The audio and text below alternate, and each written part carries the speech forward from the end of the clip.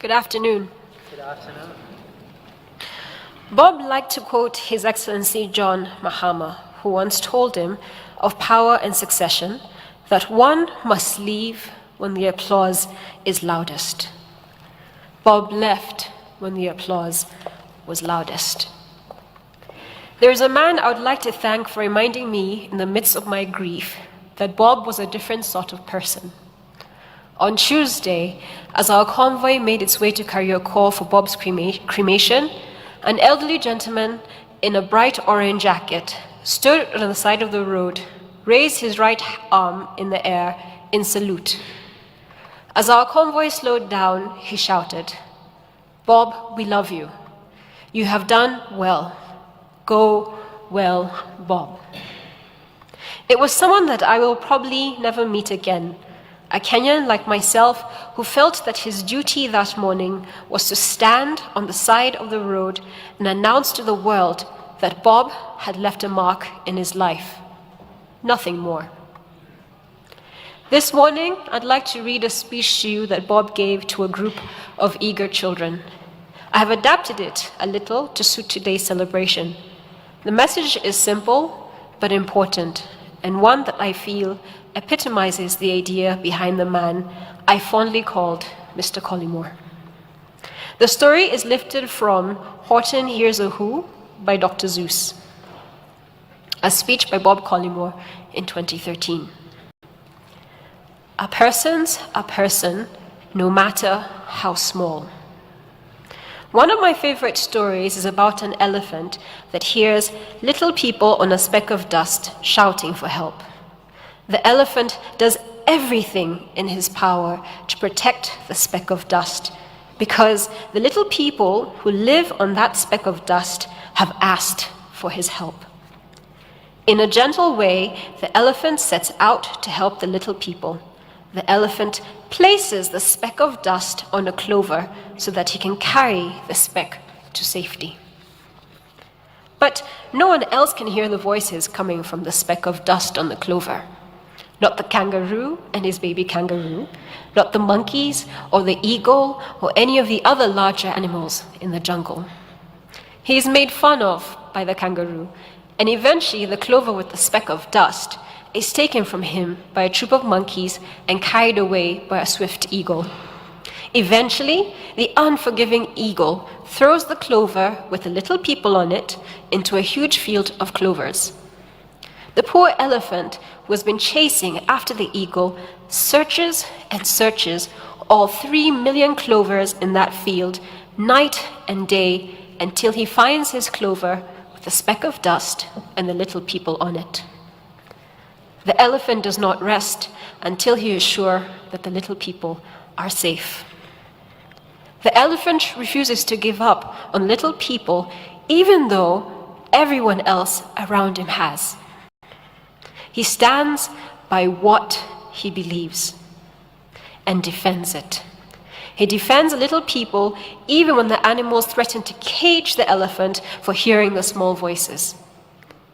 When I was a little boy, my grandmother took in children whose parents could not take care of them. I remember sharing a bed with children and sometimes waking up when none of them had peed in bed. Growing up, I had little brothers and sisters who I wasn't related to except through love. My grandmother was like the elephant that heard the noise from the small people on that speck of dust. She didn't have much.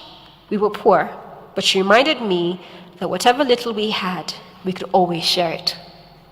She did this because a person's a person, no matter how small. I look out at you this morning. I wonder, do you want what is best for this world? Well, you see, wanting what is best for this world isn't only about saving the world. It's also about the little things that you can do to make a big difference. It's about helping because you can. The company I work for, Safaricom, helps people because it can. We go out of our way to bring fresh water to villages that don't have it. We take medical camps to places where there are no hospitals. We build schools where children are being taught under a tree. We work in those schools because we can make a difference. We know that selling airtime has no value if the world cannot be a better place. We work with those students because we want the best for our world by giving those students the opportunity to be whatever they dream about becoming. It is not because their parents refuse it for them. It is because we live in a world where some people have a lot and some people have very little. It is a blessing to have a lot. It is a blessing to have a roof over your head, shoes on your feet, food for your stomach, and a bed to get into tonight. But the biggest blessing is that you can do a lot with what you have, no matter your size. You can do a lot especially for others who don't have very much. In my favorite story about the elephant and the speck of dust, the elephant is big and has the ability to make people listen, and he uses that ability. He knows he has to protect the people smaller than him on that speck of dust because a person's a person, no matter how small.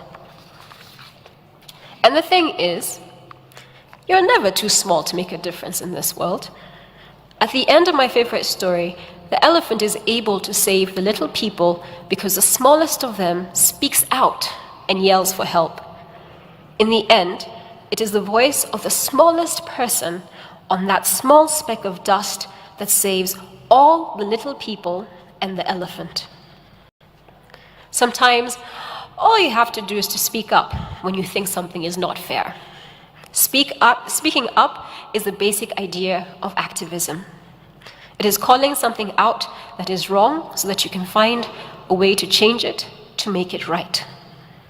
Speaking out is one way of making things right. Doing what we can is another way. We can do a lot by being considerate of our friends and family, our neighbors, our little brothers and sisters, and our surroundings. We need to remember to see each other, to say hello, and to say thank you. Being considerate means caring how you treat yourself, others, and what is around you. You have to be gentle. The big elephant could easily have crunched the speck of dust with little people on it. He was so big that he couldn't see the little people, but he was gentle with them, and this is what saved them. But being kind and considerate to others can make you stand out in an unexpected way.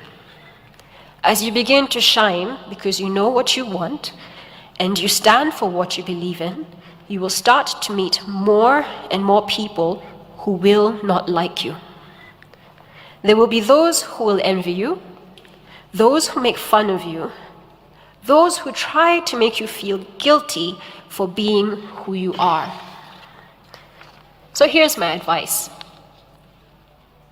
Never be ashamed of who you are. Never apologize for what you have. Never let people decide how you should feel about yourself. Be proud of yourself and your achievements. Believe in yourself first. Stand up for what you believe in.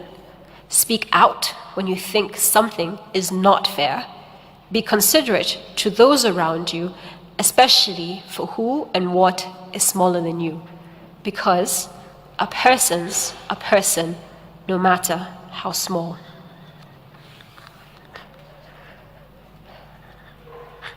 Ordinarily, when we pay respect to those we love, we give 1 minute of silence. Bob has chosen to give us all 8 minutes of music. The piece that is about to play, Adagio for Strings by Samuel Barber, was his request for his memorial and a gift to you all.